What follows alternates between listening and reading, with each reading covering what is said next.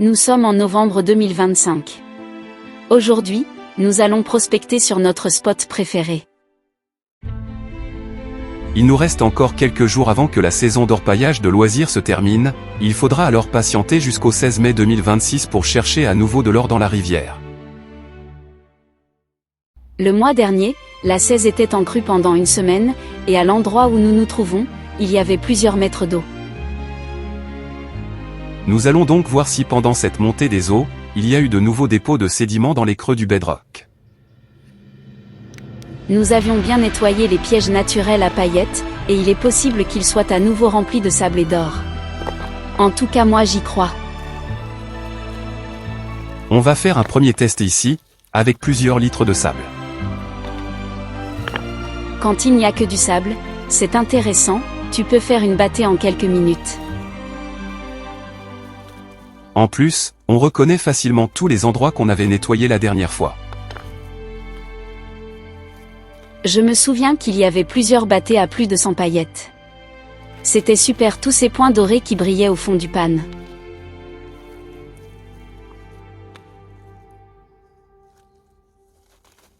Dans ce coin, la zone de prospection est assez vaste. Le bedrock à sec fait 50 mètres de long sur 6 mètres de large. Ce qui fait en gros, environ 300 mètres carrés.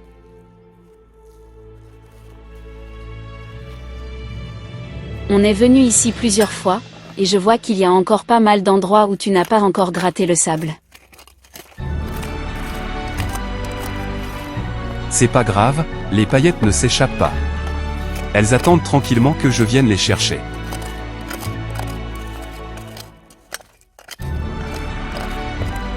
La dernière crue qui a duré plusieurs jours a bien rempli de sédiments tous les creux du bedrock. C'est intéressant de voir que la rivière fait le plus gros du travail. C'est vrai que le bedrock c'est comme une très grande rampe de lavage. S'il fallait passer au pan, les tonnes de sédiments d'une crue, je crois qu'on n'en aurait pas assez avec une vie entière d'orpaillage.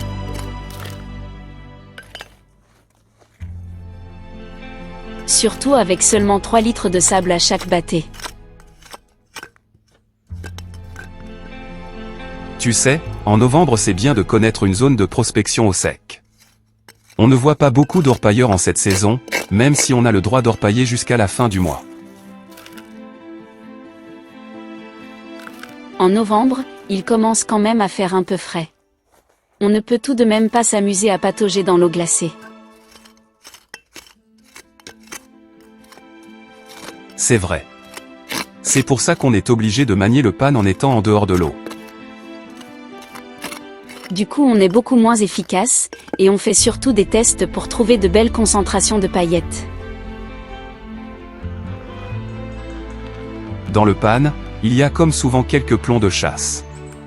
C'est un bon signe, on va voir qu'il n'y a pas que ça et que le jaune va briller aussi.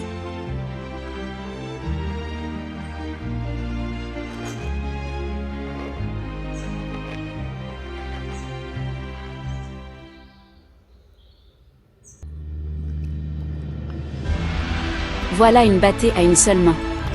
Et surtout, en dehors de l'eau. On s'en doutait un peu, les paillettes sont bien là. Et ça brille.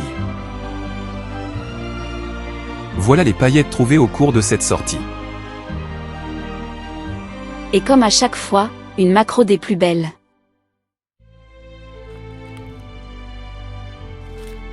Petite inspection de bedrock, pour voir comment les sédiments se sont déposés pendant la crue. Même si la couche de sable paraît peu épaisse, elle contient vraisemblablement des paillettes d'or.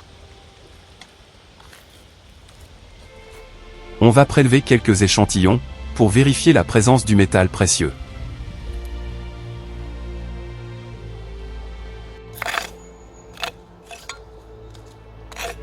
Pour être certain de ne pas en oublier, mieux vaut prendre le temps de bien nettoyer le rocher. Il y a des chances que la plupart des paillettes soient directement en contact avec le dur.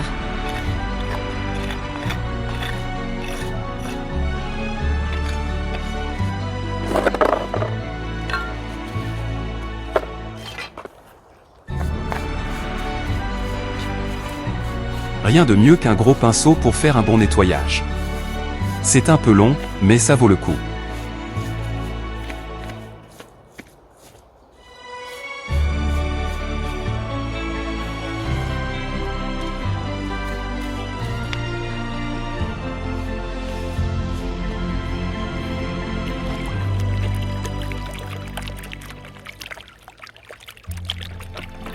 J'espère que dans cette nouvelle bâtée, il y aura de belles paillettes d'or.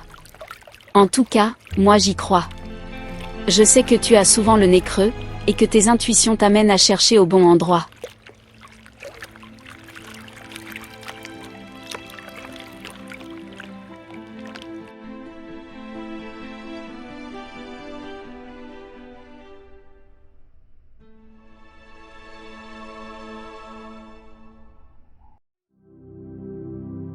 La saison d'orpaillage 2025 est maintenant terminée. Nous vous donnons rendez-vous en mai 2026 pour une nouvelle saison, et pour de nouvelles découvertes. Nous remercions toutes celles et ceux qui ont pris le temps de regarder nos vidéos d'orpaillage, dans la vallée de la Cèze. Et nous vous disons à bientôt.